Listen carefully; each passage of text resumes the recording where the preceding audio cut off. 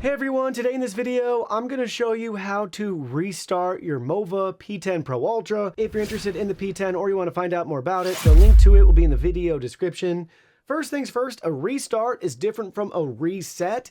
This is a simple, straightforward reboot where we'll be power cycling our device. So currently we have our device on right here. So we're going to hold down the middle power button just for a couple of seconds.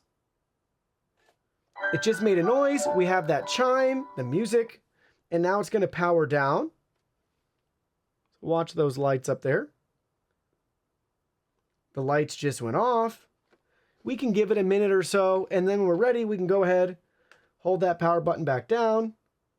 The lights came on, we can let go, and we'll give it a minute to initialize.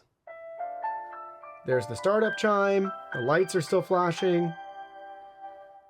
And now we have our solid lights. Simple, straightforward to restart or reboot your Mova P10 Pro Ultra.